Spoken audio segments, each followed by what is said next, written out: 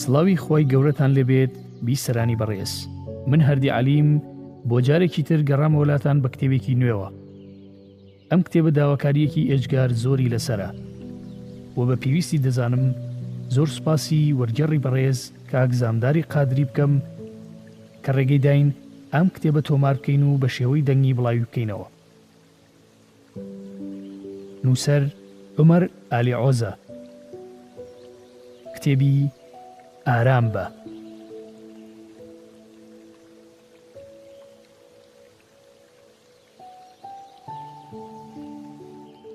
بابەتی ئەم کتێبە بابەتێکی یاداشنامەیە. ئومێدەوارم جێگای سوود و ڕەزامەندی هەموو لایەکتان بێت. وەرگێڕ لە پێشەکی ئەم کتێبەدا دەڵێت ئەم کتێبە پێشکەش بێ بە گەنجانی وڵاتەکەم بە هەموو ئەو کەسانی ژیان ڕۆژێک دڵتەنگی کردوون، بەو کەسانی دەیانەوێت جێدەستێک لەم جیهانە جێبێڵن. پێشەکی وەرگێڕ. حەمد و سەناوستایش بۆ پەروەرێنی میهرەبان. سەلام و درود بڕژێ بەسەر گەورە و ئازیزمان حەزرەتی محەممەد سەلامی خۆی گەورەی لەسەر بێت. ژیانی هەریەکەمان خۆی لە خۆیدا داستانێکی تایبەتە. ناخۆشیەکانی ئەم دنیاە حەقیقەتێکی ئاشکران و زۆربەمان بەرەو ڕوومان هاتووە. لە هەمان کاتدا گەورەترین بەرابەرکێمان لەگەڵیدا کردووە تاکو بەسەریدا زاڵ بووین. عومەر ئالی عۆزەی سعودیش وەک هەر یەکێک لە ئێمە لە منداڵیەوە تووشی چەندان کێشە و ناخۆشی جۆراوجۆر بووە. لەو سەر و بەندەدا دەستی کردووە بە گەڕان بە دوای چارەسەر و زۆربەی کێشەکانیشی چارەسەر کردووە. توانیوێتی پێگەیەکی باڵا و ناوبانگ و سەرکەوتنێکی مەزن بەدەست بێنێت. لە تۆڕە کۆمەڵایەتەکان نزیکەی 3 ملیۆن بینەری هەیە. ئەگەرچی لە بەهاری تەمەنی گوزەر دەکا و نەگەیشتوتە 27 ساڵ، بەڵام بەو ئەزمونەی لە ژیان بەدەستی هێناوە زۆرێک لە کێشە باوەکانی ڕۆژگاری ئەمڕۆی چارەسەر کردووە. گرنگی ئەم کتێبە لەوەدایە نووسەر لەم کتێبە وازی لە باسکردنی بابەتەکان بە چەندین لاپەڕە و چەندین کتێب هێناوە، بەڵکو بە چەند وشەیەکی سادە و کورت زۆرترین مانە بە خوێنەر دەبەخشێت. وەک دەڵێن لە ڕووبارێکی گەورەدا تەنها گەوهرەکانی دەرهێناوە و دایڕشتووە. لە کۆتاییدا وەک خۆی دەڵێت ئەم وتانە هی کتێبەکان نین، بەڵکو ئەزمونە و بینیمە و ڕازی تایبەت بەخۆ من. ڕەنگە من و تۆ جیاوازتر بین لە یەک دوو شوێن لەگەڵ یەکدا هاوڕا نەبین. ئەمەش هیچ لە گەوهەری وتەکان کەم ناکات، چونکە هەریەکەمان بە جۆرێک لە ژیان دەڕوانین و جۆرێکی تایبەت بە خۆمان پەیڕەو دەکەین لە ژیانکردن. بەو هیوایم ئەو کتێبە کەلێنێکی بچووکی لە دەلاخی ڕۆحی مرۆڤە ماندۆکانی ئەم ڕۆژگارەی ساڕێش کردبێت، یاخوو بۆ چەند ساتێک ئارامی کردبێتە میوانی دڵەکان. ئومێدەوارم ئەم کتێبە سوچێکی ڕەفەی کوردەواری پڕ کردبێتەوە. زامداری قادری 4 نۆی 2018. پێشەکی نووسەر. سوپاس و ستایش بۆ پەروەرێنی جیهانیان. سەلات و سەلام بڕژێ بەسەر حەزرەتی خۆشەویستمان محەممەد سەلامی خۆی لەسەر بێ. پاشان ئەو کتێبە هەندێک لە ڕازەکانی خۆمە و نووسی و من بۆ ئەوەی ڕۆحی هەموو کەس بەهێز بکەم بە پشتیوانی پەروەردگار و بۆ ئەوەش لە پەروەردگارمان نزیک بکاتەوە. لەوانەیە بپرسن من چۆن ئەو ڕازانە دەنووسم، وەک ئەوەی بە ساڵاتچوویەکی دنیادی دەبم. من تەمەنم بچووکە، بەڵام هەر لە مناڵیەوە تاقیکردنەوەی قورسم بەسەر هاتووە. هەندێشت هەن تەنیا پەروەرێن دەیانزانێت، هەندێ ڕووداو بەسرم داهاتوون کە چیاکان لەبەری دەلەرزن، بەڵام پەروەردگار هێز و دەسەڵاتی پێبەخشیوم و یارمەتی داوم لە مامەڵەکردن لەگەڵیدا و وەرگرتنی پند و ئامۆژگاری لێیانەوە فێر بووم. ئەو ڕازانە بخوێنەوە و باش لێی ڕابمێنن، لەبەر ئەوەی ئەگەر لە وشەکانی ڕامان ئارامی و ئاسوودەیی بەدەست دێن و هێزێکی ئەرێنی وەردەگرن بە پشتیوانی خۆی پەروەردگار. عومەر ئالی عۆزە.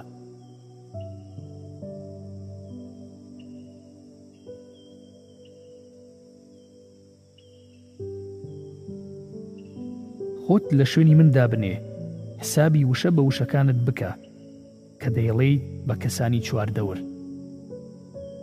لە خۆت بپرسە ئایا خۆت ئەو وشەیە قبوڵ دەکەی و بۆ خۆت ڕازی دەبی کە پێت بگوترێت؟ ئایا دەکرێت ئەو وشەیە بریندارت بکە یا هەستەکانت ئازار بدا، ئەگەر لەوە دڵنیا بوویتەوە و خۆت لە شوێنی کەسی گوێگردانە، ئەوە تۆ کەس لەدەست نادەیت. ئەجەل لە لای پەروەردگار دیاری کراوە، بۆیە مەترسە. هەموو شتێک نووسراوە لای پەروەردگار. ئەگەر هات و هەموو جیهانی مرۆیی و جنی و ئاژەڵی و چیاکان و دەریاکان کۆ ببنەوە بۆ ئەوەی زیانت پێ بگەێنن، ناتوانن. تەنها ئەو نەبێ کە پەروەردگار لە پەڕاوی تۆی نووسیوە، بۆیە هیچ پێویست بە ترس ناکە، متمانەت بە خۆت هەبێ. لە جوانترین ئاواتەکانی ژیانت خۆشەویستەکەتە، ئەوەی هەموو کات لە بیرکردنەوەکانی مێشکت دەیدۆزیتەوە و هیچ چت ناوێت جگە لەوەی لەگەڵی بمێنیتەوە. ئەگەر ئەو خەونەت بەدی هات، ئەوە هەموو ئاواتەکانی تر لەدەست دەدەیت کە لە دوای دێن. ئەگەر ئەو ئاواتت بێتە دی کە لە لووتکەی ئاواتەکانتە، تۆ دەبیتە پاشایەکی گەورە لەگەڵ شازادەی خەونەکانت. جوانە ئەگەر نەفەسی بەرزت هەبێ، بەڵێ زۆریش جوانە، بەڵام زۆرێک لە خەڵکی وا دەزانن کە خۆ بە گەورەزانی و ڕەچاوکردنی هەستی کەسانی ترە. وا گومان دەبن گرنگی نەدان بە هەر کەسێکی دەوروبەریان نەفس بەرزیە. بێگومان ئەوە بیرروباوەڕێکی قێزەونە و کارەساتبارە، لەبەر ئەوەی خۆت و پەیوەندیت بە کەسانی دەوروبەر دەبچڕێنیت. نەفس بەرزی بریتێ لە چەسپاوی و دامەزراوی لە کاتی خەم و ترس و پێویستی. واتە زۆر بە کورتی، ڕێز و شکۆم زۆر چاکتر و باشتر و باڵاترە لە ئامادەبوون و وجودم. مردنم بە ڕێز و شکۆوە زۆر باشترە لە ژیانم بە بێشکۆ.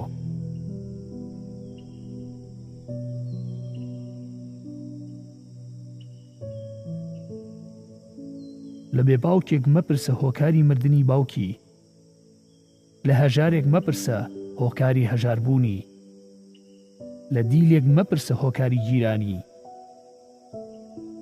ڕاستە ئەوانە تەنها پرسیارگەلێکن، بەڵام لە ڕاستیدا ئەو پرسیارانە چەکێکن ئازار و ئەشکەنجەیان دەدات، زیاتر لە ئازاری بێباوکی و هەژاری و بەدیلگرتن.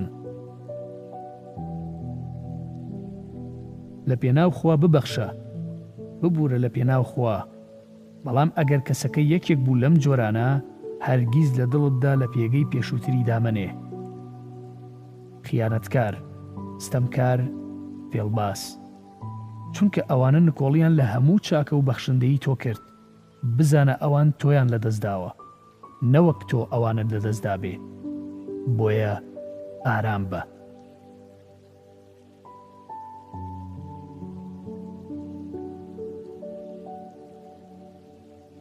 پەروەردگار دەزانێت کە تۆ دڵتەنگی و ئاستەن کەوتۆتە بەردەم کارەکانت و ستەمت لێکراوە و دڵت خوێنی لێدەچۆڕێ. بەڵام بزانە کە پەروەردگار دەیەوێت کاتێک تۆ ڕوو لە بارەگای ئەو دەکەی، لەو کاتەدا دڵشکا و ملکەج دیار بیت لە بەرامبەریدا. بۆیە ئەو کات واز لە خەمباری بێنە. دڵنیا بە هەرگیز ئەو دڵ و دەستە نائومێد نابێت کە بۆ دەرگای پەروەردگار بەرز کرابێتەوە و پەنای هێنابێتە بەر ئەو لە کاتێکدا کەشکاوە. پەروەردگار هەرگیز نایەوێ بەندەکەی دڵتەنگ بێت، بەڵکو پەروەردگار ئەو خەمەی پێبەخشیوی تا گوێی لە دەنگت بێ. دڵنیا بە زووترین کات ڕزگارت دەکا، چونکە ئەو پشتیوانی تۆیە، بەڵێ چاکترین پشتیوانە.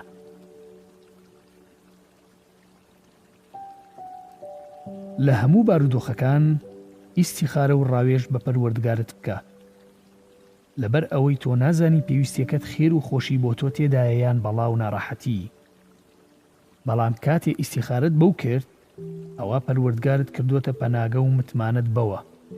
بۆیە هاوڵان خوایان لێ ڕازی بێ هەرگیز تەرکیان نەکرد جا لە کارە ئاسانەکان بێت یا قورسەکان.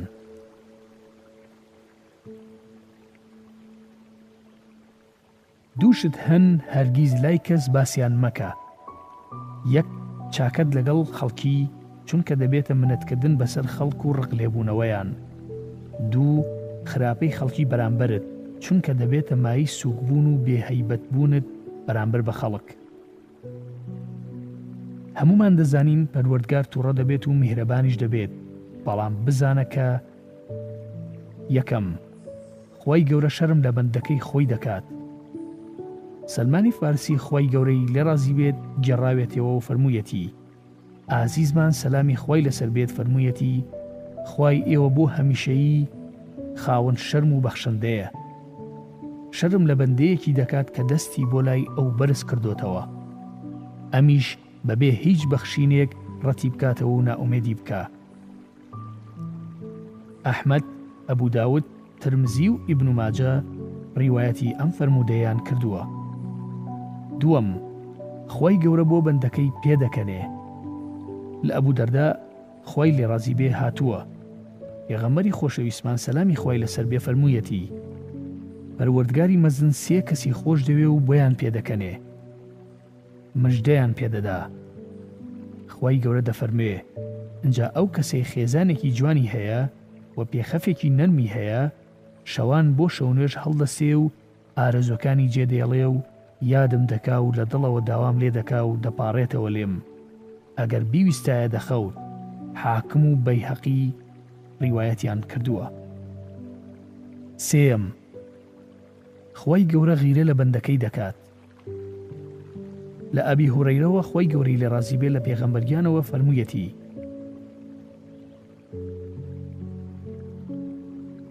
خۆی گەورە غیرە دەکات کاتێکی ژغیرەی خوا لە بەندەکەی بەدیار دەکەوێت کە هەستێت بە ئەنجامدانی کارێک کە حرام کراوە. بوخاری و موسلیم ڕیوایەتیان کردووە. شەرم و پێکەنین و غیرەی پەروەردگارمان بە جۆرێکە کە شایەن بە خوایەتی خۆی بێت، بەڵام هیچ جۆرە خەیاڵێکیش ناگات بەو شێوازە. خوا لە هەموو خەیاڵێک دوورە. تاکو دوور بین لە بیرۆکەی مجەسیمەکان.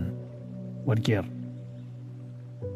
پەروەردگارمان خۆی دەفەرمێت لەیسە کەمیثلیه شەیء وهو السەمیع البەصیر. هیچ شتێک وێنەی خوا نییە و خوا خوایەکی بیسەر و بینایە، بۆیە هەرگیز لە پەروەردگارێک نائومێد نابین کە شەرممان لێ بکا و بەڕوومان پێ بکەنێ و غیرەمان لێ بکا جەلە جەلالوه.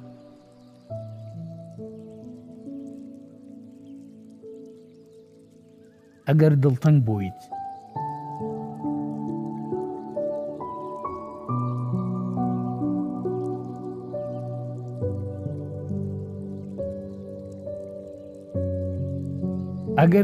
بوویت بەم ئاەتە گفتوگۆ لەگەڵ خۆی گەورە بکە. لا تحزن إن الله معنا فأنزل الله سكينته عليه. مەترسە، پەروەردگارمان لەگەڵە. ئەنجا ڕەحمەت و ئارامی پەروەردگار دابەزیە سەریان. ئەگەر نەفست داوای گوناه و سەرپێچی لێ کردی، ئەوە بەم ئاەتە گفتوگۆی لەگەڵ بکە و بڵێ پێیان بڵێ ئەمە بۆ ئەوان چاکترە یان بە هەشتێکی نەبڕاوە و هەتا هەتایی کە دانراوە بۆ ئەو کەسانی خۆپارێزن لە گوناح. ئەگەر خەم و نائومێدی و خەفەت ڕووی تێکردی و خەڵکی قسەیان لەسەر دەکردی، بەو ئاەتە گفتوگۆ لەگەڵ ئەم خەم و خەفەتتدا بکە. ولقد نعلم أنك يضيق صدرك بما يقولون فسبح بحمد ربك وكن من الساجدين. ئێمە دەزانین تۆ بەو قسانی ئەوان دەیکەن بەرامبەرت تۆ دڵت ئازار دەچێژێ. وازیان لێ بێنە و یاد و سوپاسگوزاری خوا بەرز ڕاگرە، نوێش بکە و لەگەڵ سوزدەبەراندا بە.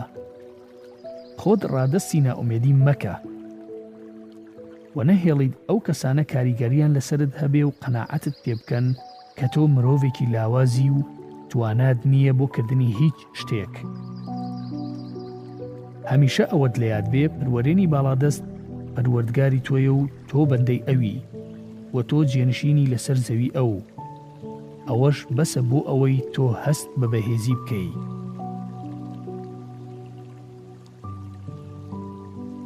لەگەڵ بیرکردنەوەی خەڵک مەڕۆ بۆ ڕوبەڕووبوونەوەی هیچ ڕووداوێک. تەنیا ڕای خۆت هەبێ، هەمیشە حەق بێژ بە. بیر و ڕای خەڵکی هەرگیز هاوسەنگ نین. عەقڵی خۆت لەگەڵ ئەوان دامەنێ و مەیکە بەهی ئەوان، بەڵکو هەردەم لەگەڵ حەق و ڕاستی دابە. تۆ خۆت بە ئەرێنی یان نەرێنی نابینیت.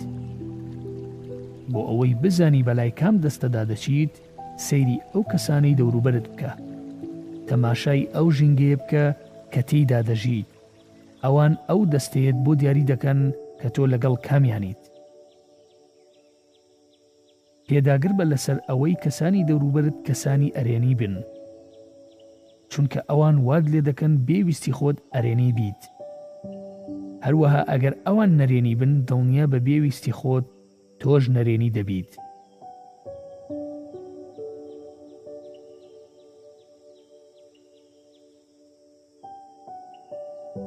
وەک لاپەڕەیەکی سپی هەڵسوکەوت لەگەڵ خەڵک بکە. ئەگەر یەکێک هەڵەیەکی کرد، خاڵێکی ڕەشدا بنێ. اینجا سەیری ڕوبەرە سپیەکە بکە. دەبینیت هێشتا سپیەکە زاڵە، بۆیە لەگەڵی بژی. بەڵام ئەگەر لەسەر هەڵەکانی بەردەوام بوو زیادەڕۆیی کرد، دەبینیت کە ڕوبەرە سپیەکە کەم دەبێتەوە. ئەو کات دڵنیا بە کاتی ئەوە هاتووە لەو کەسە دوورکەویتەوە و جێبێڵیت. ئاگادار بە لە توانج، چونکە لە خراپترین شێوازی مامەڵەکردنە. کاتێک تۆ دەڵێی کەسێک ئەو کارە و ئەم کاری کرد و ئاوهای کرد، کەسێکی تریش لای تۆیە، لەو کاتەدا گومان لە خۆی دەکا. لەو کاتەدا لەبەر کارەکەی تۆ ئەو کەسە هەوڵ دەدا دوورکەوێتەوە و لەو دانیشتنە نەمێنێ. هەر کە دوورکەوتەوە لێت، ئەوە بۆ هەمیشەی دوور دەکەوێتەوە و هەرگیز جارێکی تر گوێت بۆ ناگرێ.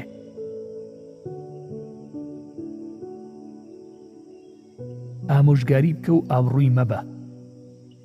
ئامۆژگاری خەڵک بکە بە شێواز و ڕەوشتێکی زۆر بەرز. دەستی بگرە باوە هەست بکە کە تۆ بە خۆشەویستیەوە ئامۆژگاری پێدەدەیت، نەوەک بەڕقەوە. ئەگەر هەڵەکانی دەرخەیت و ئابڕووی بەریت لە پێش خەڵکی و بڵێیت بۆچی لێم تووڕە بوو، خۆ من ئامۆژگاری دەکەم، ئەوە بزانە تۆ ئامۆژگاری نەکرد، بەڵکو ئابڕووت برد و ڕێز و شکۆی خۆت کەم کردەوە لە لای ئەو. کاتێک کەسێ هەڵە دەکا، لەسەر خۆیەتی ئەو هەڵەیە. پێویست ناکات کە هەڵەکانی گشتگیر بکەی، یا بڵێ خێزانەکەشی ئاوان، یا خێزانەکەی باش پەروەردەیان نەکردووە. نوح سەلامی خوای لەسەر بێ پێغەمبەری خوا بوو، بەڵام کوڕەکەی سەرپێچی باوکی کرد و یاخی بوو لە فەرمانی خوا. هۆز و گوند و شارەکەشی بە هەمان شێوە، و هەموو کەس بەرپرسیارە لە هەڵە و تاوانی خۆی لە ڕۆژی دوایی. پەروەردگار لە ڕۆژی دوایی پرسیاری تاوانی کەسانی ترت لێ ناکە. گشتگیریکردن زمانی کاڵفامەکانە. خۆشەویستەکەت بەهۆی لە دەستدانی تۆوە ئازار ناکێشێ و سۆزی بۆت ناجوڵێ. دڵی سەبارەت بە غیرەکردن لێ نادا. چاوەکانی بەهۆی تۆوە فرمێسک ناڕێژێ، مەگەر لەبەر ئەوە نەبێ کە تۆی وەک دایک و باوک و خوشک و برادانا، چونکە ئەو تۆی لە شوێنی ماڵ و خێزان و کەسوکاری داناوە، بۆیە تۆ ژوا بەبۆی. ئەو پلەیە پێی دەڵێن عەشقی هەتاهەتایی. بەکەم سەیری مەکە و شایەن بە گەورەی و بەرز ڕاگرتنە. ئەو کەسەی توندوتیژی بەرامبەر ئافرەتێک دەکا، وەک ئەوەیە توندوتیژی بەرامبەر گوڵێک بکە. دەبینیت ئەو کەسە هیچ شکۆیەکی لە نێوان پیاواندا نییە. ئەبینیت کارەکانی وەکو کاری مناڵە و هەرگیز گەورە و تێگەیشتوو نابێ. تەنها بە نووسینی سەر ناسنامەکەی کە نووسراوە نێر نابێت بە پیاو. ئاگادار بە لە پەیوەندیەکانت لەگەڵ خەڵک.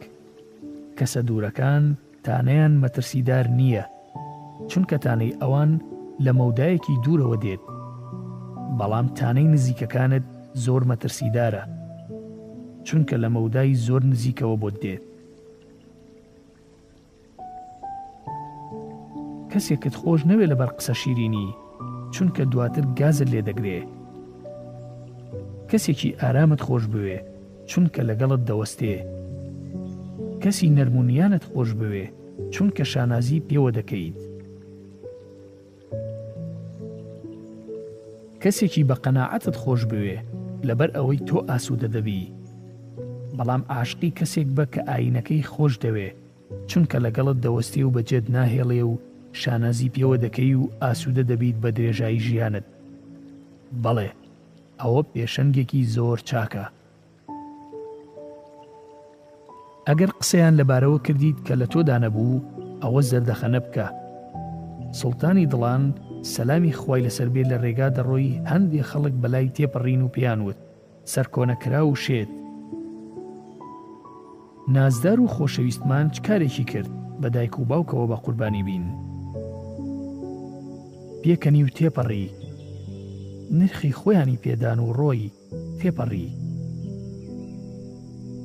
لە کەسایەتی خۆت کەم مەکەوە و وەڵامی گەمژەکان مێرەوە، لەبەر ئەوەی تۆ گەورەتری و پاکتری لە گەمژەی ئەوان.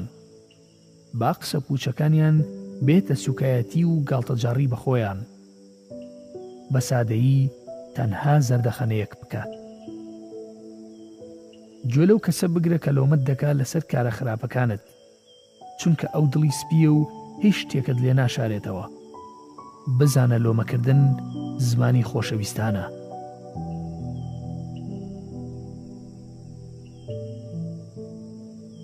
هەندێک کات ناتەوێ بۆ کەسێکی دەربخەیت کە تۆ تووڕەی لێی، تاوەکو تووڕە نەبێت بە تووڕەبوونەکەی تۆ. هەوڵ دەدەی بەپێی توانە نیشانەکانی تووڕەیی لە ڕوخسارت بشاریتەوە، یان بڕۆی بۆ جێگایەکی زۆر دوور و بیر بکەیتەوە. زۆر دوور بڕۆ، دوور بکەوەرەوە، بەڵام من دەمەوێت کە بێدەنگیەکەت و بیرکردنەوەکانت بگۆڕی بە چرپەکردن. چرپەکردن بۆ پەروەرێنت. ئەو کات دەبینی کە پەروەردگار ئەو لا دەبات وەک ئەوەی بچرپێنێ بە گوێتدا و بڵێ ئەی بەندەکەم، ئارام بە.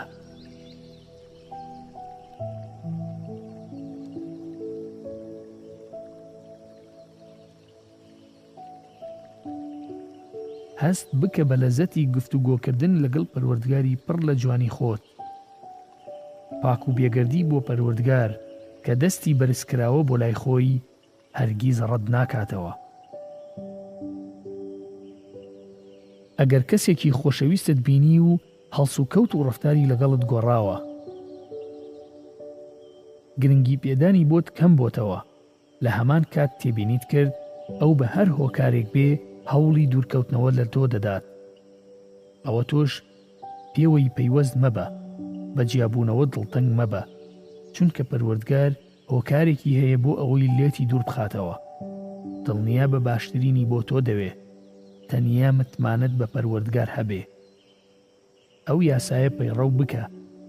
هەرگیز خۆت پەیوەست مەکە بە هیچ کەسێک. اینجا ئەو یاسایەش پەیڕەو بکە. ڕێز و گەورەی تۆ لەسەر و هەموو شتێکە، لە هەموو شتێکیش گرنگترە. لە کۆتاییدا هەر کەسێک تۆی خۆش بوێ دێتە لات، ئەگەر ئەستەمیش بێ. تەواو. دابوونەریت و ئاینەکەت دروستن، کەوابوو تۆ بۆچی سەرڕۆ و کەل لە ڕقی دەکەی؟ قسەکانمان زۆرن، کارەکانیشمان یا ڕاستی قسەکانمان دەسەلمێنن یان پێچەوانەکەی. هەمیشە چاودێری ئەو کەسانە بکە کە قسە دەکەن، ئەنجا چاودێری کارەکانیان بکە، ببینە کە گونجاوە لەگەڵ قسەکەی یان نا. لەبەر ئەوەی زۆرێک لە خەڵکی کاتێک بە کەسێک دەڵێن خۆشم ئەوی و ناتوانم بەبێ تۆ بژیم، لە هەمان کاتدا دەبینی بەبێ ئەو زۆر بە دڵخۆشی دەژی. کەواتە هیچ سوودێک لە قسەی شیرین و هەنگوینیدا نییە ئەگەر هات و قسەکانت لەگەڵ کردارەکانت یەک نەگرنەوە.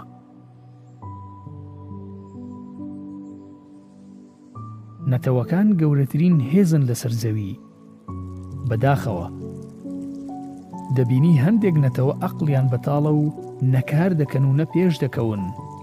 لە هەمان کاتدا دەبینی هەندێک گەل عەقڵیان داهێنەرانەیە و پێش دەکەون، وە لە هیچدا شتی نوێ دروست دەکەن. پەروەردگار ئێمەی دروست کردووە بۆ ئەوەی بە یەک ئومەت بژین و جێنشینی ئەو بین لەسەر زەویەکەی. با ببین بە یەک دەست. ئەگەر سەرکەوتن و سەرفرازیمان بوێ بە ئاسانی بەدەستی دێنین، چونکە ئێمە بەهێزترین گەل و نەتەوەی ئەوین لەسەر زەوی.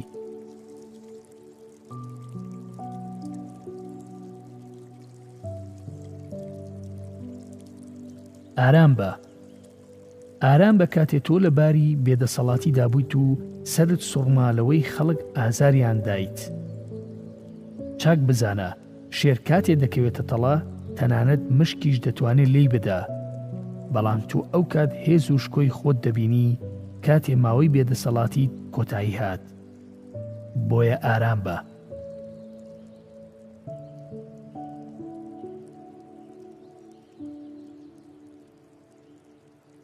کێ لە ئێمە خۆشەویستی ناکە؟ هەمومان خۆشەویستی دەکەین، باوەڕدار و بێباوەڕ، پیا و ئافرەت، تەنانەت حەزرەتی نازداری دڵانمان سەلامی خۆی لێبێ. هەستی خۆشەویستی هەبوو لە نێوان ئەو حەزرەتی خەدیجە خۆی گەورەی لێ ڕازی بێ، چیرۆکی خۆشەویستیەکی زۆر جوان هەیە، چیرۆکێک بە ئاوی زێڕ دەنووسرێ، لەبەر ئەوەی خۆشەویستی ئەوان پاک و مەردانە بوو، نەک وەک خۆشەویستی خەیاڵاتی ئەم سەردەمەی ئێستا. مەگەر ئەو کەسەی خوا ڕەحمی پێکرد بێت، لەبەر ئەوەی خۆشەویستیەکانی ئەمڕۆ تەنیا بنیاد نراوە لەسەر بنەمای هەوەس و تێرکردنی ئارەزۆکان، هەر بۆیە زوو پەرت و بڵاو دەبن و لێک جیا دەبنەوە.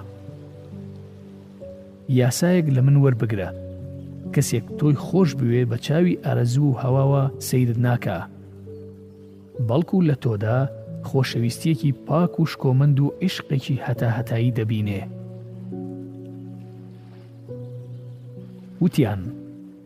وتیان ئەی ئیبراهیم، ئایا تۆ لە دیمەنەکانی ڕۆژی دوایی دەترسی؟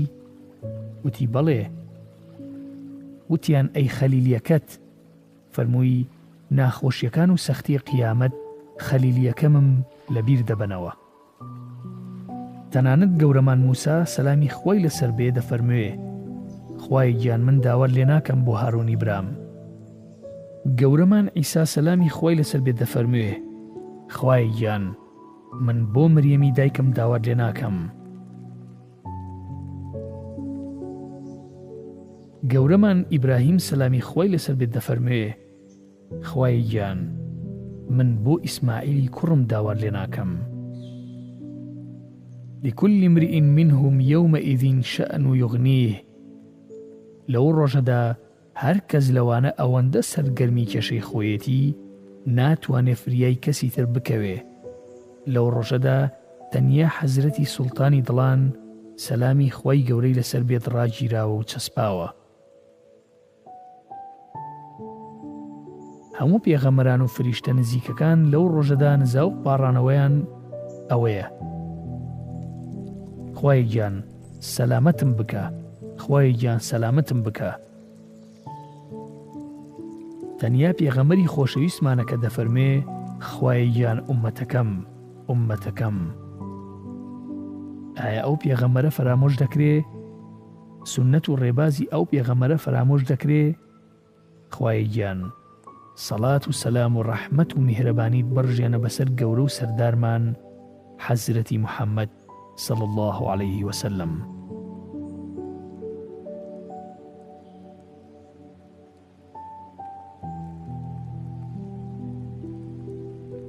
بۆ هیچ کەسێک دەرمەخە تۆ ڕازگۆیی، تەنیا کەسێک نەبێ کە خۆشت دەوێ بۆی دەرخە.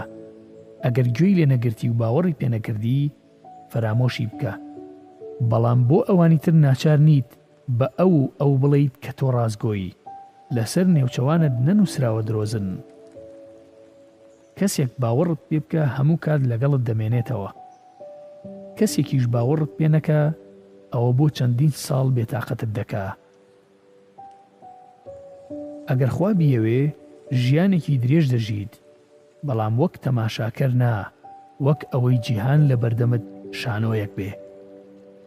فێر بە، کار بکە و بخوێنەوە بۆ ئەوەی سەختیەکانی ژیان تێپەڕێنیت.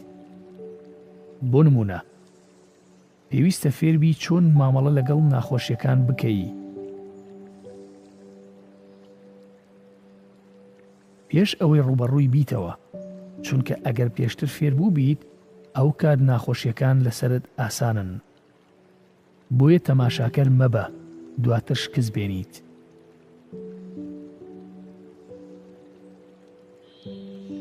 پەشیمانی زۆر جوانە. چونکە نیشانی دەدات ئەو ویژدانەی لە ناخی تۆدا هەیە هێشتا زیندووە. ئەگەر هەستت بە پەشیمانی کرد لە تاوانێک ئەوە ئاسوودە بە، زۆر باشیت. پەروەردگار ئەو بەندانەی خۆش دەوێت کە دان بە هەڵە و تاوانەکانیان دادەنێن. داوای لێبوردن لەو کەسانە بکە کە هەڵت بەرامبەریان ئەنجام داون، چونکە ئەو کارە دەتکاتە کەسێکی ئازا. خۆشەویستمان سەلامی خۆی لەسەر بێت بە خاکەڕایەوە وەفاتی فەرموو کەوایە بۆ ئێمە خۆ بەزلزان بین. چیت پێشکەشی پەروەردگار کردووە تاوەکو خۆت بەزل بزانی. شیرینی دڵان سەلامی خۆی لەسەر بێت لە ئێمە زۆر چاکتر بوو، کەچی خۆی بە گەورە نەدەزانی، بەڵام ئەو چاکترینی مرۆڤەکان بوو لە خاکەڕایی و هەموو شتێکدا. بیان بەخشە و خاکەڕابە، بە هیچ جۆرێک خۆت بەزل مەزانە. لێگەڕێ ویژدانت بژی. ویژدان ئازار بچێژە بۆ ئەوەی فێر بیت. ئەو ژیانەی ئێمە قوتابخانەیەکە و وانە و پەندمان پێدەدا. لات نامۆ نەبێ نزیکترین کەس ناپاکیت لەگەڵ بکە، هەرگیز لات نامۆ نەبێ. لە ڕۆژگاری سەرسوڕهێنەری ئەمڕۆدا نائومێدی و جێهێشتن بچڕانی پەیوەندیەکان یەکجار زۆرن. یەکەم جار ئازار بچێژە تاوەکو بزانی لە کۆتاییدا چۆن مامەڵە دەکەیت. چەند ڕۆژ یا چەند ساتێک لە ناویان هەز بەوە دەکەیت کە ئەم دنیاە چەند بێبایەخە. خێزانەکەت نیعمەتی پەروەردگارن، بگرە چاکترین و گەورەترین و بەرزترین نیعمەتن کە پێت بەخشراوە. هەمیشە ئارامی دەرونی و ئاسوودەیی لە دانیشتن و قسەکردنیان بەدەست دەهێنیت. خەڵکێکی زۆر هەن لەم دنیاەدا کە خێزانەکانیان لە دەستداوە و ئاواتیانە ڕۆژێک دنیا بگەڕێتەوە دواوە، تاوەکو چێژ و خۆشی لەو ساتانە وەرگرن کە لەگەڵیانن، دانیشتون لەگەڵیان و قسەیان لەگەڵ دەکەن. چەند ئاواتە خوازن ئەو کەسانی لە نیعمەتی خێزان بێبەشن. خێزانێکیان هەبوایە تاوەکو لەگەڵیان بژین، ئاواتە خوازن کە بگەڕێنەوە. خێزانەکەت ئەگەر مامەڵەیان لەگەڵت ڕق بوو، دڵنیا بە خۆشیان دەوێی. چاک بزانە مامەڵەی ڕقی ئەوان تەنیا لە بەربەرژەوەندی خۆت و چاکەی خۆتە.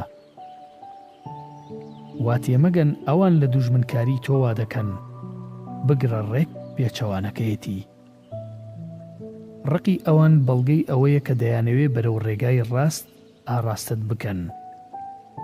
ئەوان ڕاوێژکارێکی زۆر مەزنن کە بە پارە نانرخێندرێن، بۆیە لەگەڵیاندا لێبوردە بوو و گوێڕایەڵیان بکە، چونکە ئەگەر لە ژیان ڕۆیشتن ئەوە دڵخۆشیشت لەگەڵیان دەڕوا.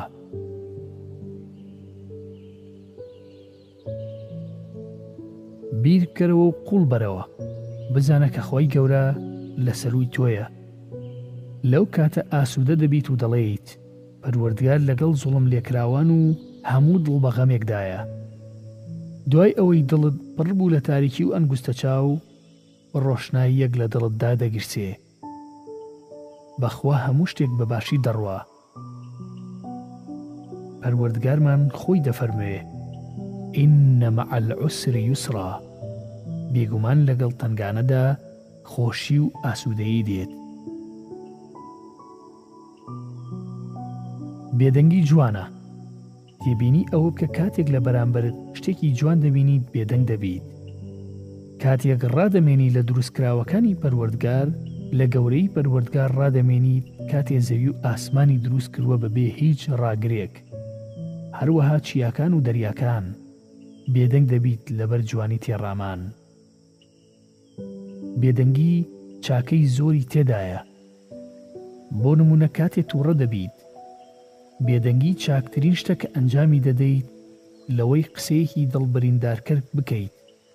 لەوانەیە کەسانی زۆرت لە دەستدابێ بەهۆی بێدەنگ نەبوونت. دوایی دەڵێی خۆزگە ئەو کاتە بێدەنگ بوومایە. بێدەنگی دەرگایەکی گەورەی چاکەیە. حەزرەتی خۆشەویستمان فەرموویەتی قسەی باش بکە یان بێدەنگ بە. پێغەمبەرمان لە دانیشتنەکانیدا زۆرترین کاتی بێدەنگ دەبوو، کەم پێدەکەنی.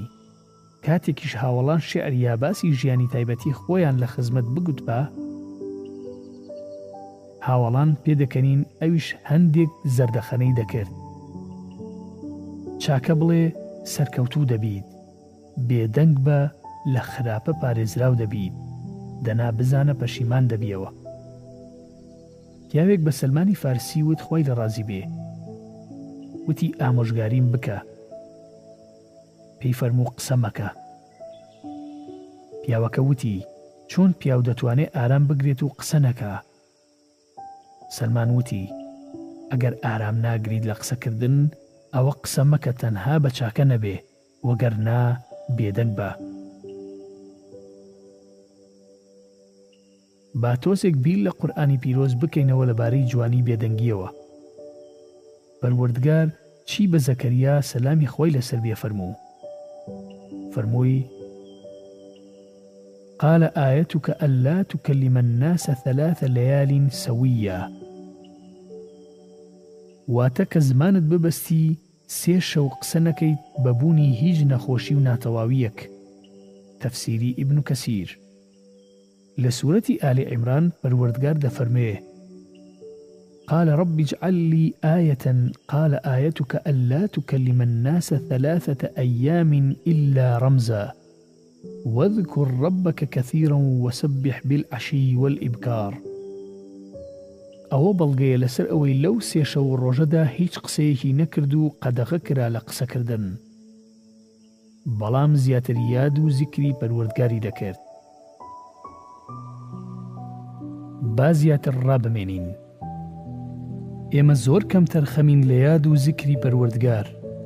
ئەگەر لە فەرمایشتەکانی پەروەردگار ورد بینەوە دەبینین کە خێر و بەرەکەت لە ڕزق و ماڵ و منداڵ و هەموو شتێک دەبینیتەوە ئەگەر یاد و زیکری پەروەردگار زۆر بکەیت.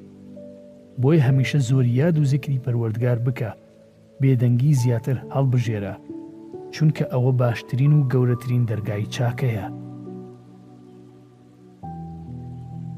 ئەگەر دەوری خۆت داوە بە خەڵکانێک کە هانت دەدەن و یارمەتیت دەدەن بۆ پێگەیاندنی خۆت، دڵنیا بە سەرکەوتوو دەبی، لە هەموو کارێک بەهۆی ئەوانەوە دەبیتە باشترین و کەسێکی گەورە. و لەلایەکی تر ئەگەر دەوری خۆت داوە بە خەڵکانێک کە دەبنە هۆی هەرەسهێنانت، هەموو هۆکار و ڕێگریەکانت نیشان دەدەن بۆ ئەوەی واد لێ بکەن سەرکەوتوو نەبی، بەهێز نەبی، پێت دەڵێن کە تۆ توانات نییە، تۆ بەپێی پێویست بەهێز نیت. بەڕاستی ئەو کەسانە کارەساتن. ئەگەر دەوری خۆت گرتووە بەو کەسانەی خراپن، دڵنیا بە لە چرکە ساتێکدا تۆش وەکو ئەوان خراپ دەبیت. دەنگی ناخ زۆر بەهێزە، بەهێزیەکەی بەو ڕادەیە بەرد ورد و خاش دەکا. ئەو کارە بکە کە دەتەوێت بیکەیت، بژی بەو جۆرە کە دەتەوێت جگەل لەو کارانەی پەروەردگار قەدەغەی کردووە. بۆیە بە خێرایی هەوڵ بدە بۆ کردنی ئەو کارانەی کە دەتەوێت، یا شتێک هەوڵی فێربوونی دەدەیت، یا لێزانینێکی نوێ بتەوێت بەدەستی بخەیت. بە قۆناغبەندی دەست پێ بکە. سەرەتای کارەکان زۆر زەحمەتن، بەڵام تەسلیم مەبە. ڕۆحی مرۆڤ زۆر لەوە گەورەترە کە بیری لێ دەکەیتەوە. ڕاهێنان بکە. ئەگەر بەردەوام بوویت لە ڕاهێنان بۆ ئەو کاری کە دەتەوێت باشتر و باشتریش دەبی. بە خێرایی بۆ دڕون دەبێتەوە کە بەو جۆرە ئەستەم نەبوو کە پێشووتر لە خەیاڵتدا داد نابوو. کۆمەڵێک ئەنجامی زۆر باش دەبینی بە پشتیوانی خوا. هێزە گەورەکەی خۆت لە ناختدا بچێنە، بیچێنە و پەرەی پێ بدە.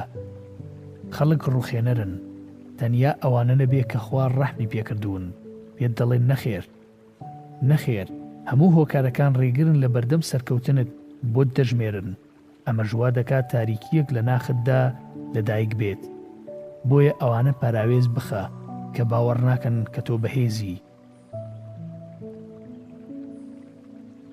خەڵک چەپڵت بۆ لێ دەدەن کاتێک بەرز دەبیتەوە، غرور نەتگرێ. تەنانەت شەیتانیش چەپڵت بۆ لێ دەدا کاتێک بەرز دەبیتەوە. هەر شتێک بکەی لەلایەن سەرنجڕاکێش بێت چەپڵت بۆ لێ دەدەن. ئەگەر ببینن هەمیشە لە ساتی ئاسوودەی و خۆشیدای چەپڵەت بۆ لێ دەدەن، ئەی دۆستی ڕاستەقینە کێن؟ دۆستی ڕاستەقینە ئەو کەسەیە کە لە پێشت دەوەستێ کاتێ دەکەویت، نەوەک تەنیا کاتێک بەرز دەبیتەوە. ئەو کەسەیە کە لەگەڵت دەمێنێتەوە کاتێ هەموو ئەوانەی چواردەورت جێت دەهێڵن.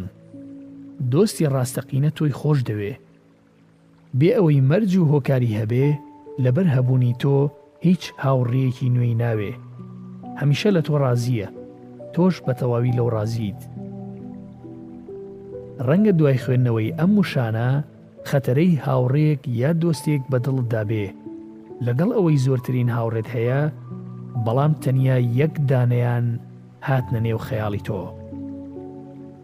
چاک بزانە ئەوەی هاتە نێو خەیاڵت ئەوە تەنها کەسە کە قەڵغانی بەرگریتە، بیپارێزە.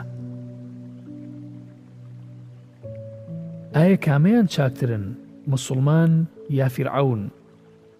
ڕەنگە سەرت بسوڕمێ و بڵێی ئەوە چ پرسیارێکە، لەبەر ئەوەی هەرگیز بەراورد لە نێوانیان ناکرێ، چونکە موسڵمان دەڵێ لا ئیلاهە ئیلا الله محەممەد ڕەسوول الله، بەڵام فیرعەون دەیوت ئەنە ڕەبوکم الئەعلا، من خوای بەرزی ئێوەم. پەروەردگارمان بە پێغەمبەرمان موسای فەرموو اذهبا إلى فرعون إنه طغى فقولا له قولا لينا. بڕۆنە لای فیرعەون، بەڕاستی ئەو گومڕا بووە، بە لەسەرخۆیی و نەرمونیانیەوە بانگی بکەن بۆ خواپەرستی. جوان بڕوانە ئەو وشانەی کۆتایی ئاەتەکە، بە نەرمونیانیەوە بانگی بکەن. ئەگەر مسڵمانێک هەڵەیەک بکە تۆش دەیترسێنی، یان لەبری ئەوە هانی دەدەی بۆ گەڕانەوە بۆ لای پەروەردگار و گەڕانەوە بۆ لای پەروەردگاری لا خۆشەویست دەکەی. ئامۆژگاری بکە بە وشەی نەرم و میهرەبان، نەوەک بە هەڕەشە و ترساندن، چونکە ئەگەر تۆ میهرەبانی و سۆزی پەروەردگاری بیر بهێنیتەوە، ئەو کات بە سۆز و خۆشەویستی و شەرم و ترس و پەشیمانیەوە دەگەڕێتەوە، تەنیا بە ئامۆژگاریکردنێکی نەرم.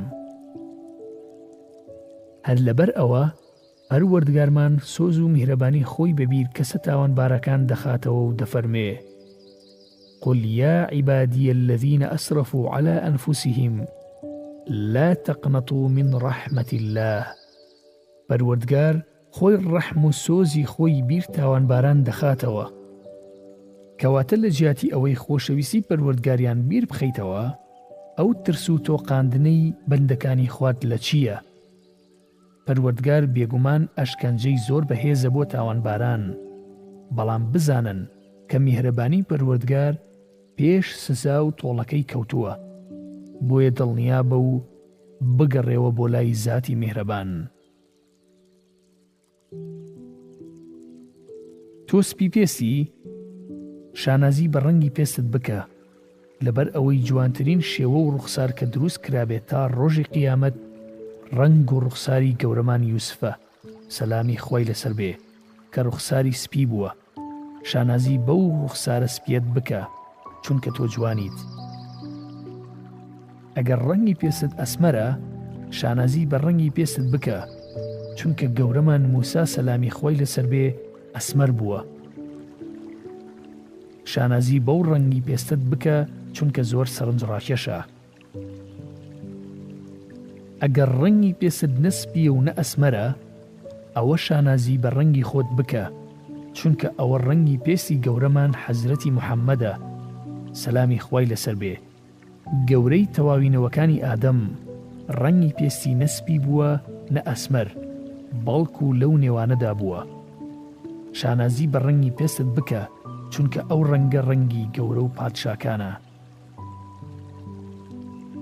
شانازی بکەن بە هەر ڕەنگێک کە هەتانە، چونکە هەر ڕەنگێک گەورە و سەردارێک هەڵی گرتووە. هەندێک وا گومان دەبەن کە هێزی کەسێتی ئەوەیە تووڕە بیت و زوو هەڵچیت بە پێچەوانەوە، بەو شێوەیە ڕقی خەڵکی بەرامبەر خۆت زیاد دەکەیت. لە جیاتی ئەوەی خۆت لای خەڵک خۆشەویست بکەی. هێزی کەسێتی لە ڕێز و ڕەوشتە بەرامبەر بە خەڵک، ئەگەر هەڵەشیان بەرامبەرت کرد نەکەی هێزی کەسایەتیت بهێنیتە خوارەوە و وەڵامیان بدەیتەوە. بەم جۆرە لە کەرامەتی خۆت دەهێنیتە خوارەوە و دادەبەزیت، چونکە تۆ بەرپرچت دانەوە و وەکو ئەوان مامەڵەت کرد بە هەمان شێواز و ڕەوشی قێزەون. ئەگەر بێدەنگ بیت چاکترە، چونکە ڕەوشتە بەرزەکەت ڕێگار نادا نزم بیتەوە، لەبەر ئەوەی بەرامبەرەکەت نزم. هەمیشە گەشبین بە. ئەگەر شکستت هێنا بڵێ بە پشتیوانی خوا ئەم جارە سەرکەوتن بەدەست دێنم. ئەگەر دڵتەنگ بوویت بڵێ بە پشتیوانی خوا دڵخۆش دەبم، من بەهێزم. ئەگەر کەسێک جێهێشتی بڵێ بە دڵنیاییەوە پەروەردگار خێری تێدا داناوە. ڕەنگە ئەو کەسە منی لە پەروەردگار دوور خستایەتەوە، بۆیە پەروەردگار لە منی دوور خستەوە. ئەگەر ئامانجەکەت نەپێکا بڵێ بە پشتیوانی خوا بۆ جاری داهاتوو سەرکەوتن بەدەست دێنم، هەرگیز خۆم بەدەستەوە نادەم. بەم جۆرە هێزی متمانت لە ناختدا زیاد دەکا. عەقڵی شاراوە ئەم موشانە وەردەگرێ و سەیڤیان دەکا. پشتیوان بەخوا سوودیان لێ دەبینی. بۆیە ئازیزمان سەلامی خوای لەسەر بێت هەمیشە حەزی لە گەشببینی و قسەی جوان بووە، هەمیشە پێی دڵخۆش دەبوو. کاتێ دەچوە لای هاوڵان بۆ ئەوەی پێداویستیان جێبەجێ بکە کە کەسێک گەشببین بووایە زۆر دڵخۆش دەبوو، یا کاتێک گوێی لە نەخۆشێک بووایە و داوای شفای لەخوا بکردایە بەو دوعایانە زۆر دڵخۆش دەبوو. گەشببین بە بەچاکەکان، ڕەشبین مەبە.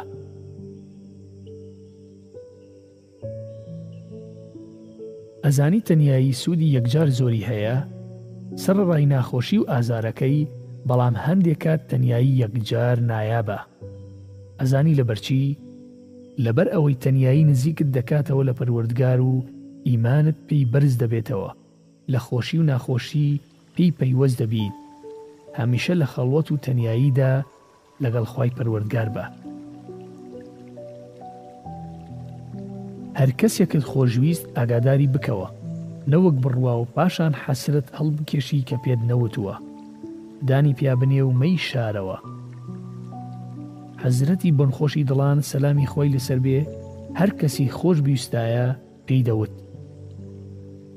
هەر وەک چۆن بانگی مەعازی کرد و پێی فەرموو: ئەی مەعاز، سوێن بە پەروەردگار من تۆم خۆش دەوێ، سوێن بە پەروەردگار من تۆم خۆش دەوێ مەعاز. ئەبوو داود گێڕاوێتیەوە. داواکاریەکی سادە، سەڵاوات بدە لەسەر گیانی حەزرەتی خۆشەویستمان محەممەد سەلامی خوای لەسەر بێ. اللهم صل على سيدنا محمد وعلى آله وصحبه وسلم.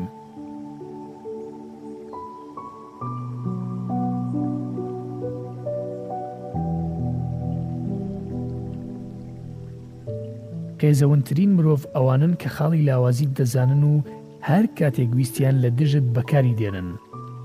دڵنیا بە ئەوەی ئەوان بەسرت دەهێنن، پەروەردگار هەمان شت بەسەر ئەوان دەهێنێ. تەنها ئارام بگرە. سیر بکە چۆن دەبنەمایی گاڵتە جاڕی خەڵک. گریان لە تاوی خۆشەویستی دوو ڕووی هەیە. ڕووی یەکەم بەهۆی تامەزرۆیی و پێویستیەوەیە، ڕووی دووەم بەهۆی دڵشکان و شۆکبوونەوەیە. وشیار بە لە ڕووی دووەم، ڕەنگە ئەوەیان بڕوات و نەمێنێ.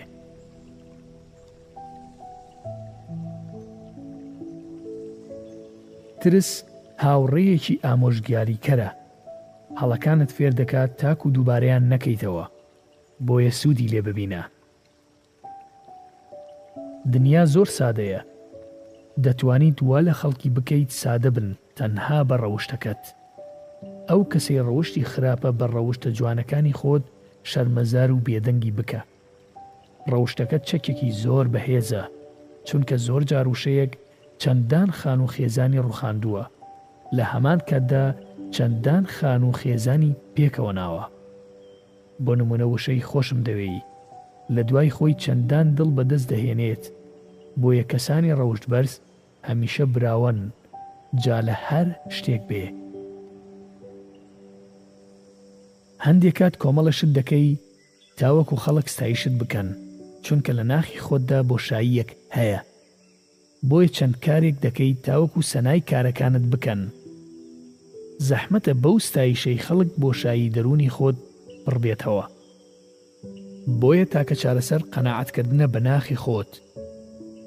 بۆ نمونە، ئەگەر تۆ ڕوخساری خۆت لا جوانە، ئەوە چاوەڕێ مەکە خەڵک بڵێ تۆ زۆر جوانیت، چونکە تۆ قەناعەتت بەو جوانیە هەیە کە هەتە. بۆیە پێویست بە پێدا هەڵگوتنی خەڵک ناکە، چونکە تۆ خۆت سەنای خۆت کرد، دڵنیا بوویت کە جوانی، بۆ خۆت بە ئازادی بژی. ئەگەر کەسێکت فریودا، کەسەکە بێدەنگ بوو، وا گومان مەبە گێل و گەمژە بێت، بەڵکو ئەو بلیتی متمانەی بە تۆ بەخشی. هاوڕێیەکی چاکت هەیە، ڕەنگە ڕۆژێک لە ڕۆژان بڕوات، بەڵام هەر دەڵێی ڕۆژێک دەگەڕێتەوە. ئەو هەستە پێی دەڵێن ئومێدەواری، هەرگیز خیانەتت لێ ناکە. هەر کات کەوتیتە بەڵایەکەوە، هیچ کەس ئاگادار مەکەرەوە، چونکە پەروەردگار دیارەیەکی بە نرخی پێداوی کە بە هیچ نرخێک ناخەمڵێندرێت. ئەویش چاوپۆشیە، ئەسەتر.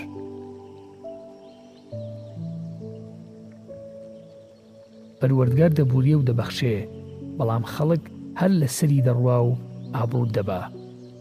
تەنیا ئەوانە نەبێ کە پەروەردگار ڕەحمی پێکردوون. لە خۆشەویستیدا هیچ شتێک ناگەڕێتەوە.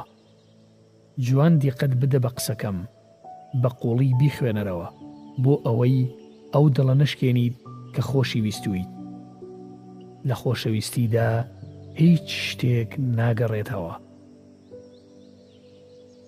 چاک بزانە، حەزێکی گەورەم هەیە بۆ گەیشتن بە تۆ، بەڵام وەڵامدانەوە ساردەکانت وا دەکا بسووتێم. لای من سووتانە و لای تۆژ زستانە. چاک بزانە، بەو جۆرە وەڵامدانەوەت وا دەکەی بڕۆم. هەندێک کات دەبینی ئەوانەی چواردەورت زیاتر گرنگیت پێدەدەن وەک لە خۆشەویستەکەت، ئەویش هیچ بایەخێک بۆ تۆ دانانێ. ئای ئەو هەستە چەند بە ئازارە. هەندێک جار لەگەڵ خەڵکانێکدا دەنیشیت، بەڵام هەز بە دڵخۆشی ناکەیت، بەڵکو هەز بە تەنیایی دەکەیت. پێچەوانەی ئەو کەسەی کە خۆشت دەوێ، بە تەنیا ئەو یەکسانە بە هەموو دانیشتوانی جیهان. هەندێک خەو هەن دەمانەوێ ببن بەڕاستی، و هەندێک ڕاستیش هەن بە هیوا بووین خەون بوایە. بۆیە پەلە مەکە لە خەونەکانت.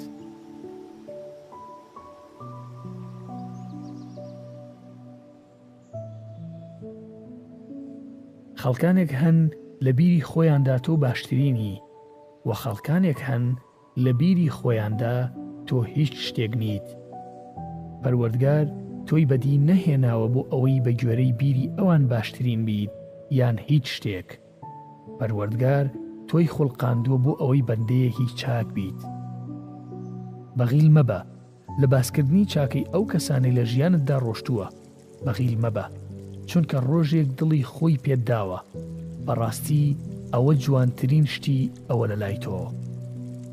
هەمیشە ڕازی بە بەوەی هەتە، نەک بەوەی نیتە، چونکە ئەوەی پێت دراوە لە بەخشین و سەخاوەتی پەروەردگارە. هەموو ئەو شتانی کەنیتە لە حکمت و دەسەڵاتی پەروەردگارە. خۆشەویستی چەکێکی دووسەرە، دەتوانێت ژیانت پێ ببەخشێ، لە هەمان کاتیش دەتوانێت بشت کوژێ. پێ بکەن و زەردەخەنە بکە. هیچ کەس نرخی خۆشبەختیەکەت لێ داوا ناکە، مادەم تۆ هیچ شتێکی وا ناکەی کە زیان بەو شتانە بگەێنێت کە خەڵک خۆشیان دەوێ. ڕەشبینی کابوسێکی زۆر ترسناکە. خۆشیەکانت دەدزێ و خەمت بۆ بەرهەم دەهێنێ. وات لێ دەکا هیچت نەوێ جگە لەوەی ببیت بە مرۆڤێکی بێبایەخ. گەورەترین هاوڕێیەتی لەگەڵ خۆت. چۆن دەتەوێت بپۆشە، بۆ کوێ دەتەوێت بچۆ، بخۆ و بخۆرەوە بە دڵی خۆت، چونکە هیچ کەس شایەنی ئەو هەموو گرنگی پێدانە نییە جگە لە خودی خۆت. بە کورتیەکەی نازی خۆت هەڵبگرە. چۆنت دەوێ ئاوا بژی تەنیا ئەوە نەبێ کە خوا لێتی حرام کردووە.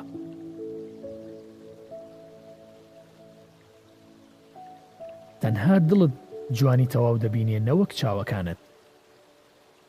کاتێ خەو ئەبینین چاومان دادەخەین، کاتێ دەگرین چاومان دادەخەین، کاتێ یەکتر لە باوەش دەگرین هەر چاومان دادەخەین، کاتێ ئاوات دەخوازین چاومان دادەخەین. کەواتە جوانی تەواوەتی بە چاو نابیندرێ، جوانی تەواوەتی تەنیا هەستکردنی دڵتە. پەروەردگاری مەزن خەمی بە ئامرازی نەهی و نەفی هێناوە لە قورئانی پیرۆزدا. دەزانی بۆچی؟ پەروەردگار دەفەرموێ: ولا تهینوا ولا تحزنوا، خەمبار مەبن و خەم مەخۆن. هەروەها دەفەرموێ: فلا خوف عليهم ولا هم يحزنون، ترسیان لەسەر نییە و خەم ناخۆن. بۆی شەیتان هەموو ئاواتی ئەوەیە دەوێ بڕوادار دڵتەنگ بێت، نەک تەنیا لە دیندا بەڵکو لە هەموو کارە دینی و دنیایەکانیشدا. بۆیە ئازیزی دڵمان سەلامی خۆی لەسەر بێ، خۆی بەخوا پەناداوە لەم خەم و خەفەتە و فەرموویەتی: پەروەردگارە، من پەنات پێدەگرم لە ناڕەحەتی و خەم. بوخاری گەڕاوێتەوە. ئیبن قەیم دەڵێ: خەم دڵ لاواز دەکا و ویست و تواناش لاواز دەکا. بۆیە هیچ شتێک لای شەیتان لە دڵتەنگکردنی باوەڕداران خۆشتر نییە. ڕەنگە بپرسی بڵێیت ڕۆژانی دڵتەنگی هەردێ. من هاوڕاتم، چونکە ئێمە لە دنیا داین، دنیا لە دەنی ئەوە هاتووە، واتە کەمبایەخ. پەروەردگاری مەزن فەرموویەتی: لا تحزن إن الله معنا، خەم مەخۆ، پەروەردگارمان لەگەڵە. جوان لە ئاەتەکە ورد بەرەوە و سەرنج بدە و بیر بکەرەوە، چارەسەر دەبینیت. گەر لەگەڵ خوا بیت دڵتەنگ نابی، گەر متمانەت بەخوا هەبێ دڵتەنگ نابی. بۆیە لەگەڵ خوا بە و ئەویش لەگەڵ تۆ دەبێ، خەمەکەشت دەگۆڕێ بۆ خۆشیەکی هەتا هەتایی.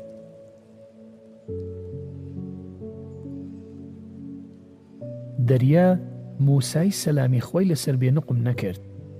ئاگر ئیبراهیمی باوکی پێغەمبەران سەلامی خۆی لەسەر بێ نەسووتان. نەهەنگ یونسی پێغەمبەری سەلامی خۆی لەسەر بێ نەخوارد. چەقۆ ئیسماعیلی سەلامی خۆی لەسەر بێ نەکوشت. کۆمەڵی خەڵک ویستیان حەزرەتی خۆشەویستمان سەلامی خۆی لەسەر بێ بکوژن، بەڵام نەکوژرا. براکانی یوسف سەلامی خۆی لەسەر بێ ویستیان بیکوژن و نەکوژرا. بۆیە فرۆشرا تا ببێتە بەندە، کەچی بوو بە پاشا. لان و تەڵەکەکانی مرۆڤ سەرناگرێ، بۆیە ئاسوودە بە. ویست و ئیرادەی پەروەردگار لە سەرووی هەموو شتێکەوەیە. بۆیە فەرموویەتی: قل لن يصيبنا إلا ما كتب الله لنا، بەڵێ هیچ شتێک تووشمان نابێ جگەلەوەی پەروەردگار بۆی نووسیوین. چاک بزانە خۆشەویستی لەم سەردەمە زۆر دەگمەنە، و بزانە هاوڕێیەتی ڕاستەقینە لەو دەگمەنترە. بۆیە تکات لێ دەکەم دڵت ئاگادار بکەرەوە با وشیار بێ. قورئانی پیرۆز گەلێ نمونەی ئیسلامی تێدایە لە ژیانی ڕۆحی. ئەگەر تەفسیری ئاەتەکانی بەو هێز و ڕەبتە مەعنەویە تایبەتە بکەین، یەکجار نایاب دەبێ و دەبێتە کۆبوونەوەی پەروەردگار لەگەڵ بەندە. ئەویش خۆشەویستی و ئەوینە. پەروەردگار لە قورئاندا 84 جار وشەی ئەوین و ئەوانەش کە لە ئەوینەوە وەرگیراون بەکارهێناوە. ئەو ئاەتانە ئاگادارکردنەوەی خۆشەویستی پەروەردگارن بۆ مرۆڤەکان و بە پێچەوانش.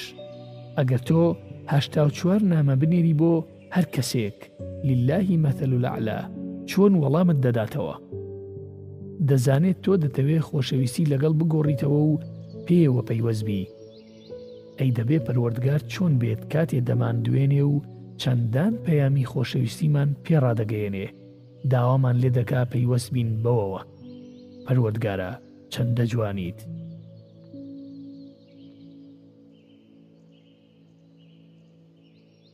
قسەی خۆشی کەسێک کە نایناسیت سەرسامن نەکا، چونکە تۆ ئەو شتانە نازانی کە لە دڵی شاردوێتیەوە. پەروەردگار فەرموویەتی: ومن الناس من يعجبك قوله في الحياة الدنيا ويشهد الله على ما في قلبه وهو ألد الخصام. کەسانی هەن سەرسام دەبی بە قسەکانیان لە دنیادا، وەخوا شایەتە لەسەر ئەوەی لە دڵیاندایە، بەڕاستی ئەوانە خراپترین کەسن.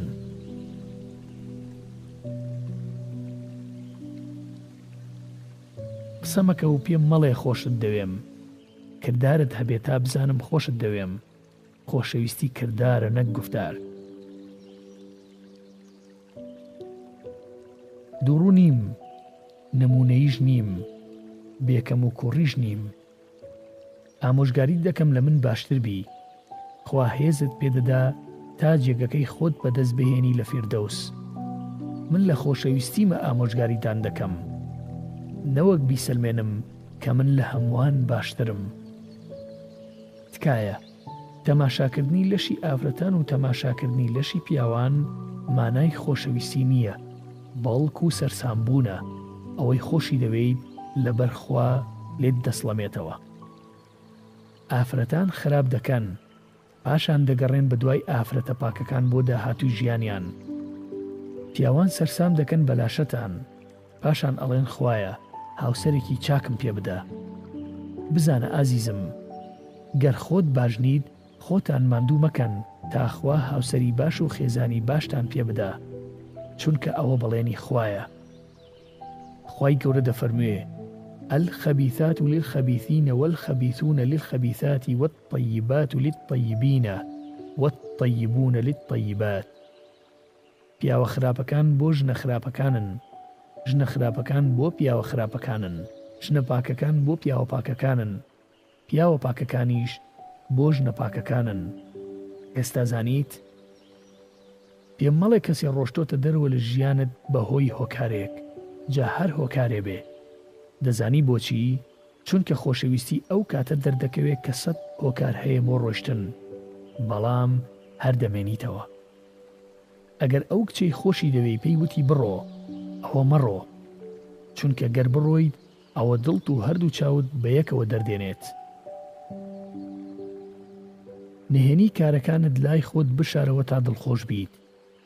لە هۆکانی دڵخۆشی ئەوەیە کە شیرینی دڵمان سەلامی خۆی لەسەر بێ فەرموویەتی: چوار شت مایی دڵخۆشین، ئافرەتێکی باش، ماڵێکی فراوان، دراوسەی باش، هۆکاری گواستنەوەی چاک. هەروەها لە هۆکارەکانی خراپی کە ئازیزمان سەلامی خۆی لەسەر بێت باسی کردو و فەرموویەتی: چوار هۆکاری خراپ هەن، ئافرەتی خراپ، دراوسەیەکی خراپ، هۆکاری گواستنەوەی خراپ، ماڵێکی تەنگ. ئیبن و حەبان و حاکم ئەم فەرموودەیان گێڕاوەتەوە. قورئانی پیرۆز تاکە چارەسەر نییە بۆ خەمۆکی و نەخۆشیە دەرونیەکان، بەڵکو چارەسەری هەموو نەخۆشیەکانی وەک سەرەتان و دڵ و پشت و چەندانی تر، هەموو نەخۆشیێکی تەندروستی و دەرونی و وتەکانی پەروەردگار چارەسەریان دەکا. پەروەردگار دەفەرموێ: وننزل من القرآن ما هو شفاء ورحمة للمؤمنين. ئەوەی لە قورئاندا دابەزیوە ڕەحمەت و شیفای گشت نەخۆشیەکە بۆ هەموو ئیمانداران. برادێک پێیوتم کە برایەکم لەدەست نەخۆشی سەرەتان دەیناڵاند. پاش ماوەیەک لە چارەسەری بێئومێد بووین. ماوەی 3 ساڵ نەخۆشخانە نەما ڕووی تێنەکەین.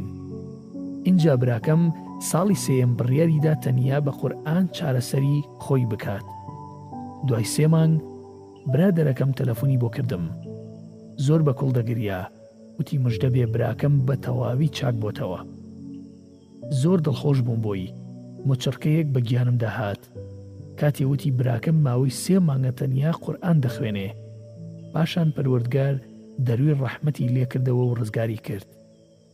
بۆیە هەمیشە قورئان بخوێنە، چونکە هەز بە ئارامی و ئاسوودەیی ڕۆحی و جەستەیی دەکەیت.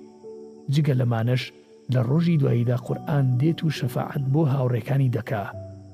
هەر وەک سوڵتانی دڵان سەلامی خۆی لەسەر بێفەرموویەتی: قورئان بخوێنن، چونکە لە ڕۆژی دواییدا دێت و شەفاعەت بۆ خاوەنەکەی دەکا. موسلیم گێڕاوێتیەوە.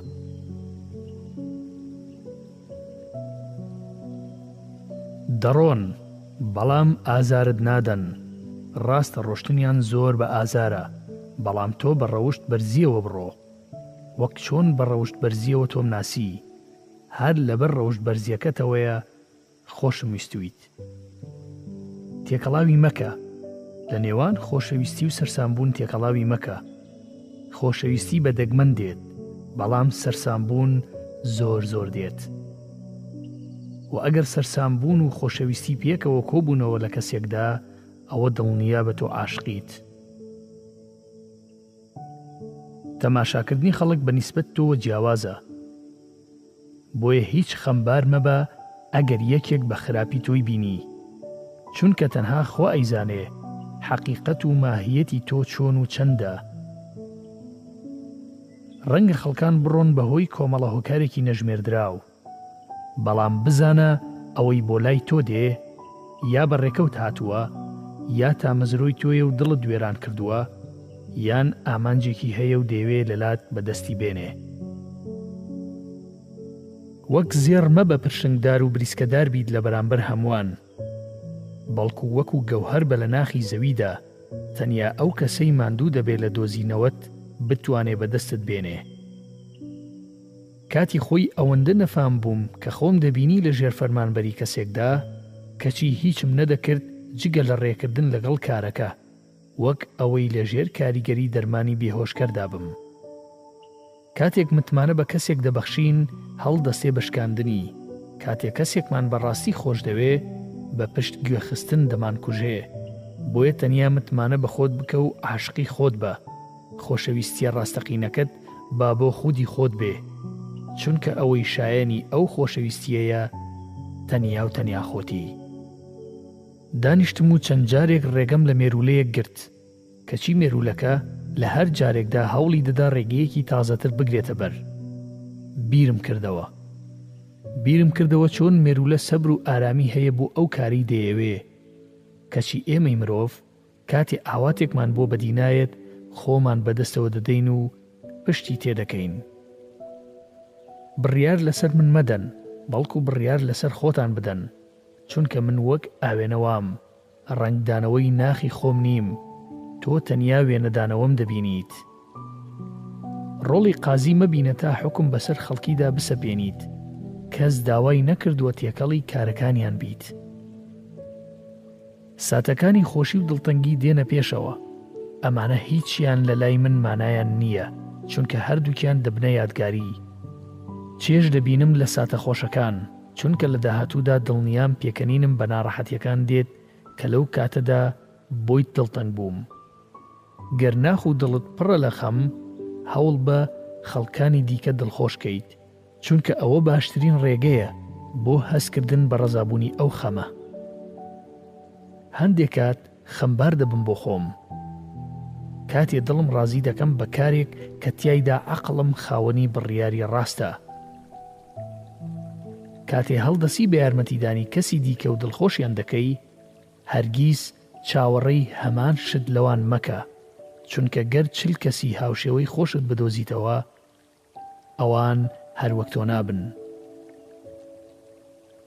هەر کات هەز بە دڵتوندی بکەم لەم دنیاە، وتەکانی مامۆستاکەم بیر دێتەوە کە پێی دەگوتم: خەم لەم دنیاە وەک بازنەیەکە کە هەر دەسوڕێتەوە و تەنگ دەبێ و تەنگ دەبێ تەنگ دەبێ، تاوەکو ئەو بازنەیە دەبێتە خاڵێکی بچووک و لە کۆتاییدا ون دەبێ.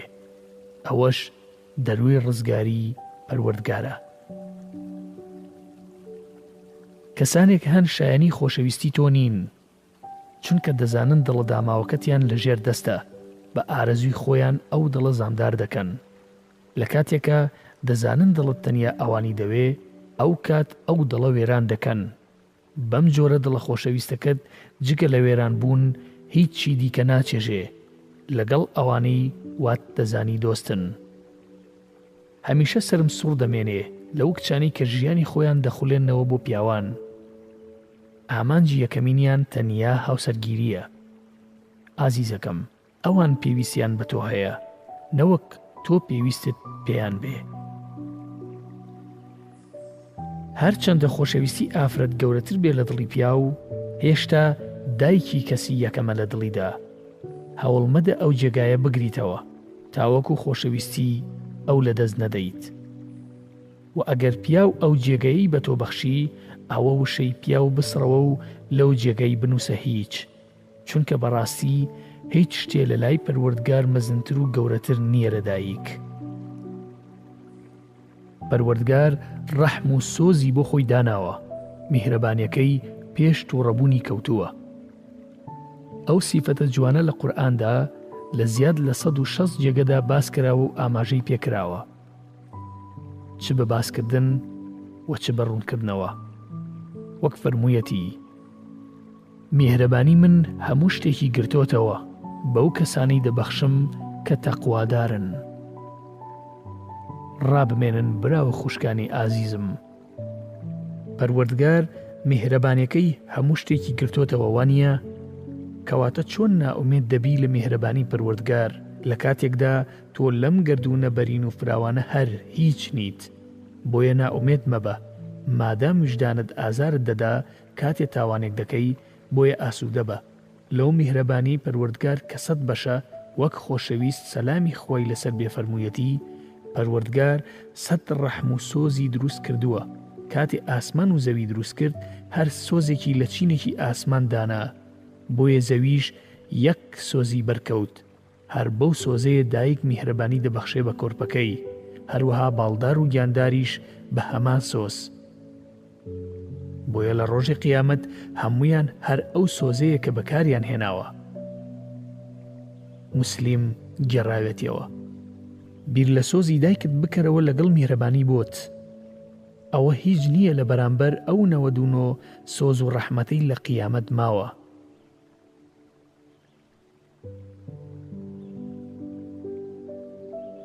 زۆر جار ڕوودەدا پەروەردگار بە قەدەری خۆی وا دەکا ڕوبەڕووی کەسانێک ببینەوە کە چاکێکی زۆریان تێدا دەبینینەوە. ئینجا دڵت ئاسوودە دەبێ کە دنیا هێشتا خێری تێدا ماوە.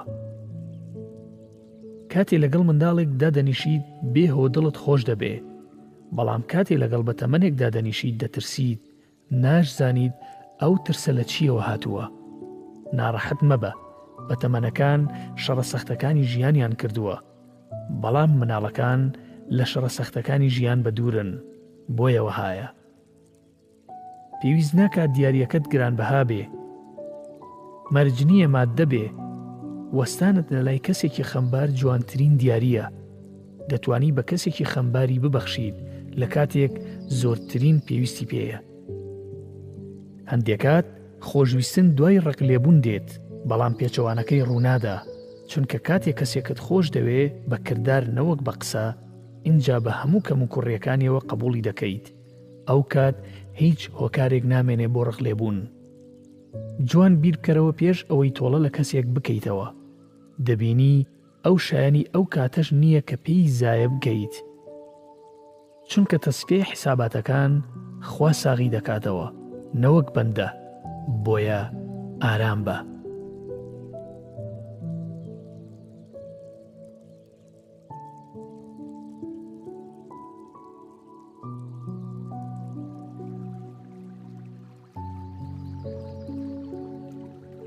فری و مەخۆ بەو دەموچاوی پەری ئاسایە، چونکە هەموو درەوشاوەیەک زێر نییە. بڕیار لەسەر فڵانکەس مەدە لەسەر ڕوخساری دەرەوەی، چونکە تۆ نازانی ناوەی چاکەی تێدایان خراپە. بۆیە گومانی خراپ مەبە، چونکە گومان خراپی گوناهێکی زۆر گەورەیە. پێکەنینم دێ کاتێ پیاوێ دەبینم بە ژنەکەی دەڵێ هەڵبژاردنەکانی تۆ هیچ جوان نییە. بە پێچەوانشەوە ژنەکە بە هاوسەرەکەی ئەڵێ هەڵبژاردنەکانی تۆ هیچ جوان نییە. دەزانی ئەو خراپانە لەگەڵ خۆیان دەکەن؟ گەر پیاوەکەت هەڵبژاردننی ناشرینە، ئەوە بزانە لە نێوان ملیارەها ئافرەت تۆی هەڵبژاردووە. بە پێچەوانشەوە ژنەکەت لە نێوان چەندان پیا و تۆی هەڵبژاردووە تا ببیتە هاوسەری. بۆیە هەرگیز بە خۆتان مەڵێن تۆ سەلیقەکانت ناشرینن.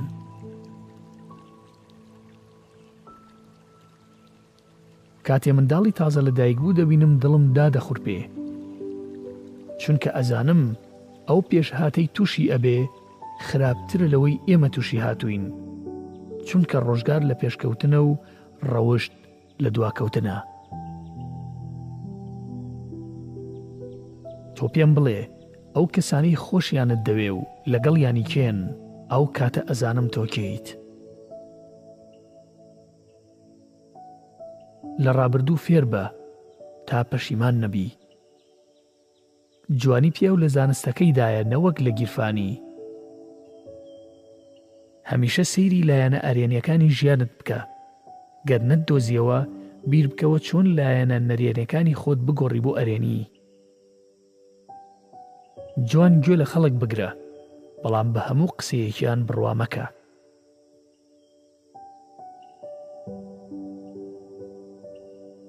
ڕەحم بە خەڵک بکە و سۆزت بۆیان هەبێ، چونکە ئێمە بەکارەکانی خۆمان ناچینە بەهەشت، بەڵکو بە ڕەحمی پەروەردگار دەچینە بەهەشت ئینشاء ئەڵڵا. گەر تۆ وا دەزانی بەکردەوەکانت دەچی، ئەوە بەویستی خوا سەگە بە وەفاکەت لایەقتر بوو تا بچێتە بەهەشت، بەڵام بەویستی خوا دەبێتەوە بەخۆڵ. مەحاڵ بێ ئیرادەکان دروستیان کردووە، چونکە مەحاڵ بوونی نییە لای کەسە ئیرادە بەهێزەکان. عەقڵی دانایان وەکو دەریایە، فراوانە بە زانیاری و ئارامە بە بیرکردنەوە. بۆیە کەسی دانا دەنگی بەسەر کەس بەرز ناکاتەوە. فێڵ و مەکر تەنها لە ئافرەتاندا نییە. یعقوب سەلامی خوای لەسەر بێ بە یوسفی کوڕی فەرموو: قال يا بني لا تقصص رؤياك على إخوتك فيكيدوا لك كيدا. کوڕی خۆم، خەوەکەت بۆ براکانت مەگێڕەوە، دەنا فێڵێکت بەرامبەر دەکەن. پیاوانیش بە هەمان شێوە مەکر و فێڵی گەورەیان هەیە. ئەوەی لە دنیا لەگەڵ پەروەردگار بێ، دنیا لە خزمەت و لە فەرمانی ئەودا دەبێ. هەر کەسیش لە دنیادا لە پەروەردگار دوورکەوێتەوە، ئەوە دنیا زەلیلی دەکا. سێ خەسڵەت ئافرەت بەرەو مەزنی دەبەن: خۆداپۆشین، ڕەوشت بەرزی، زانست و زانیاری. ئەو هاوڕێیی نێنیەکانت دەزانێ زۆر ترسناکترە لە دوژمنێکی تووڕە، بۆیە ئاگادار بە. هەمومان بەهێزین لە کەسایەتی خۆماندا، بەڵام پێویستە کەسێک هەبێ لاواز بین بەرامبەری. ئەو لاوازیە ترس و سەرشۆڕی نییە، بەڵکو بەرزی شوێنی ئەوە لە دڵتدا. هیچ کەسێک ژیانێک ناژێت کە پڕ بێ لە خۆشگوزەرانی. بگرە خودی خۆشگوزەرانی تەواوەتیش بێزاریە. ئەوین لاوازی و بێهێزی نییە، ئەوین هێز و قوربانیدانە. هەر کەسێک بە ڕازگۆییەوە خۆشی بوێیت، ناگری لەگەڵت لەسەر ئەو ڕووداوەی بەسەرت هاتووە، بەڵکو دوای هێزی پەروەردگار ئەو هێزێکی وەهات پێدەدا کە هەمیشە پێی خۆڕاگر دەبیت. لە نێوان خۆشەویستان هیچ ڕێزێک بوونی نییە، لەبەر ئەوەی ڕێزداری تۆ لە ڕێزی ئەوەوە سەرچاوە دەگرێ. بەڵام ئێستا ئێوە دوو گیانن لە یەک جەستەدا. سپاس بۆ پەروەردگاری مەزن لەسەر هەموو شتێک. سپاس بۆ پەروەردگار لەسەر ئەو شتانەی بوو. سپاس بۆ پەروەردگار لەسەر ئەو شتانەی کە دەبێ. بەڕاستی تۆ نازانی پەروەردگار تا چه ئەندازەیەک بەخشندەیە لەگەڵت. نازانی چۆن ئەو کەسانت لێ دوور دەخاتەوە کە لە دڵیانەوە حەز دەکەن زەبرێکت لێ بدەن، لە کاتێکدا هیچ کەسێک نازانێ تەنیا پەروەردگار نەبێ. نازانی چۆن هەندێک خەڵک و ڕێکەوت سوپرایزت بۆ فراهەم دەهێنن. نازانی چۆن کارە چاکەکانت بۆ دەهێننە پێش لە کاتێکدا پێت وایە زۆر خراپن. نازانی چۆن ڕۆحت بۆ دەگەڕێنێتەوە کاتێ خەوتووی.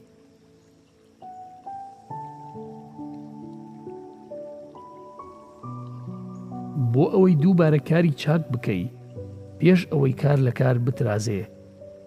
نازانی چۆن بەڵات بۆ دەهێنێتە پێش تەنیا بۆ ئەوەی پاکت بکاتەوە لە گوناه. تاقە چەمانەوەیەک نیشانەی ڕێز و بەردەوامبوون بێت، چەمانەوە و ملکەچیتە بەرامبەر بە پەروەرێنی مەزن. 5 شت پیاوەتیت کەم دەکات.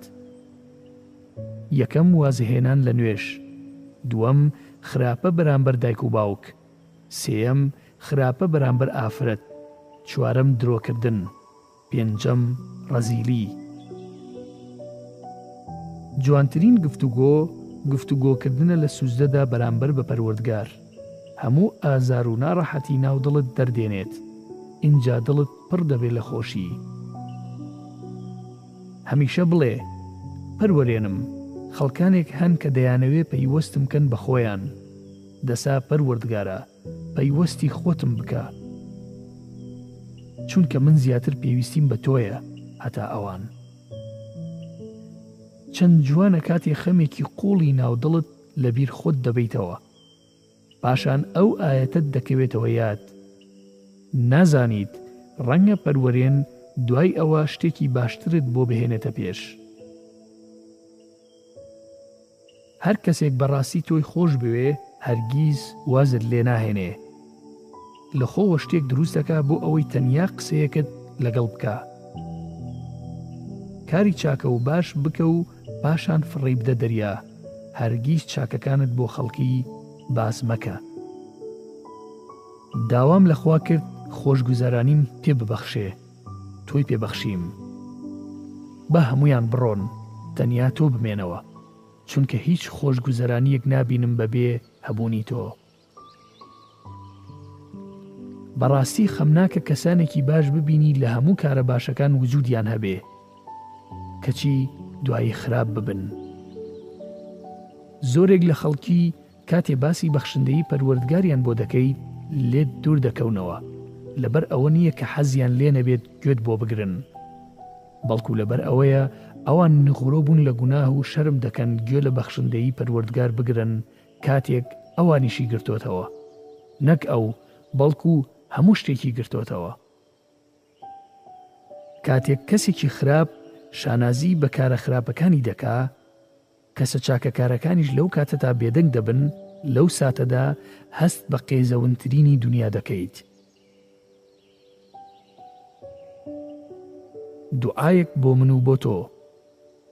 خۆزگە پێت شاد بوومایە ئەی ئەزیزم محەممەد سەلامی خواد لەسەر بێ. بە زەردەخەنەوە لەسەر حەوزی کەوسەر دەستی مبارەکتمان ماچ بکردایە و قومێک ئاوت پێ بداینایە بۆ ئەوەی هەرگیز تینومان نەبوایە. خەڵکانێک هەیە ئاین وەک جلێکی جوان لەبەر دەکەن و ڕەوشتیش دەکەنە پێڵاو. نەکەی وا بڕوا بکەی کە تەنها موسڵمانی و ئیدی تەواو. فەرزەکانت بە ڕێکوپێکی بکەی، بەڵام زمانت بێزار بێ لێت و نەیەوێ لەلات بمێنێتەوە بەهۆی خراپ بەکارهێنانیەوە. زۆرم بۆ دوا ڕۆژ ئامادە نەکردووە، بەڵام دڵم سەرکەوتووە بە خۆشویستنت ئەی خۆی پەروەردگارم. ئەی سوڵتانی دڵان سەلامی خوات لەسەر بێ. داوا لێ ئەەکەم پەروەردگارە لە دوا ڕۆژدا لەگەڵ خۆشەویست کۆمان بکەیتەوە، لەبەر ئەوەی من جگە لە ئەو هیچ کەس بە گەورە و مەزن نازانم. هەموو ئەوانەی ئەگەر بە وشەیەکیش ئازاریان دابیت پەروەردگار لێپرسینەوەیان لەگەڵ دەکا. بۆیە دوو دڵ مەبە، دڵنیا بە پەروەردگار دادپەروەرە. هەندێ لەو شتانەی بەختەوەرت دەکا: یەکەم دوعاکردن، دووەم کۆبوونەوەی خێزانی، سێەم قاوەی بەیانیان. ئایا دەزانی خوای پەروەردگار سزادانی تۆی ناوێ؟ خۆ تۆبەکردن و داوای لێ خۆشبوون و دوعای بە بێهودەدا نەناوە.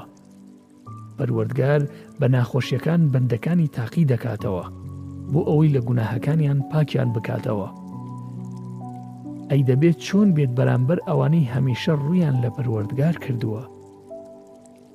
ڕوود لە پەروەردگار بکە و ئارام بە. ئاستی کەسایەتی خۆت بزانە بۆ ئەوەی هیچ کەسێک کاریگەری نەخاتە سەر کەسایەتیت. چاک بزانە هەموو ڕۆشتوویەک خەمی لێ ناخورێ. چی بچێنی هەر ئەوە ئەدوریتەوە.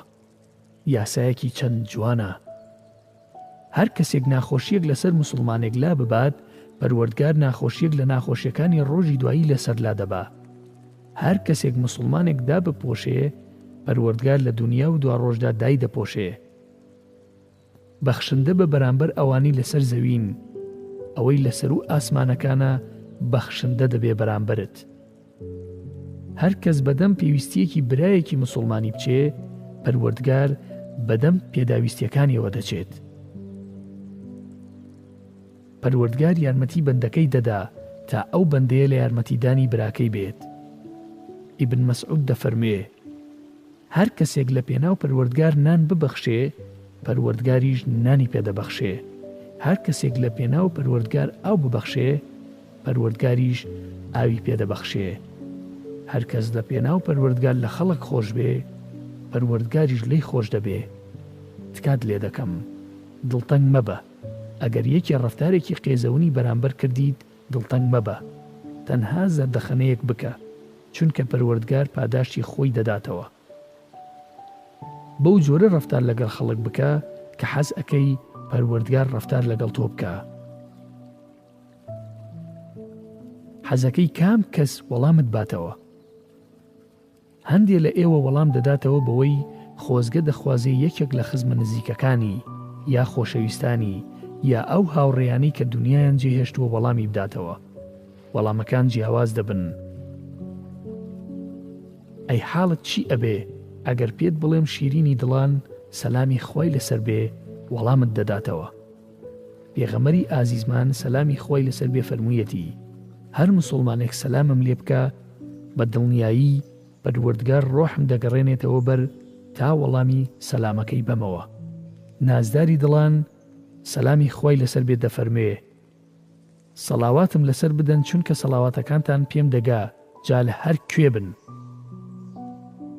ئەو شانازیە بۆ هەموو خەڵکانی زەوی کە سەردار و گەورەی مرۆڤایەتی حەزرەتی محەممەد صلی الله عليه وسلم وەڵامی هەموو کەسێک دەداتەوە کە سەلامی لێ دەکەن. دەی سەڵاواتی لەسەر بدەن. اللهم صل وسلم وبارك على نبينا محمد وعلى آله وصحبه وسلم. پەیامێک بۆ خوشکانی سەنگینم. ڕەنگە تۆ شێوە جوان بێ، بەڵام دەبینی ئەوانەی چواردەورت هاوسەرگیری دەکەن و شێوەشیان زۆر ئاساییە.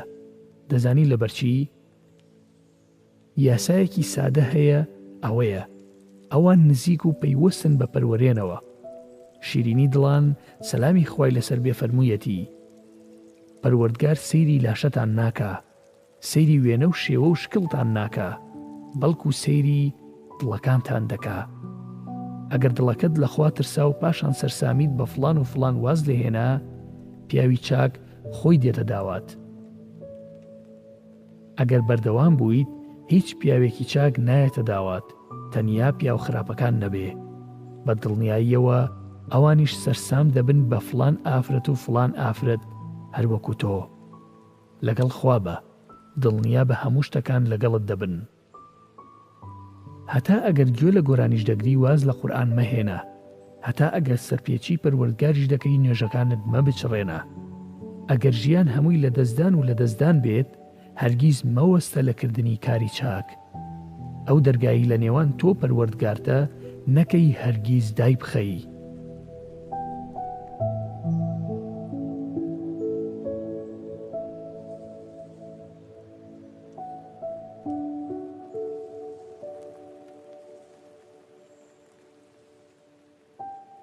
تا بەرهەمی داهاتووم بەخوای گەورەتان دەسپێرم، خواتان لەگەڵ.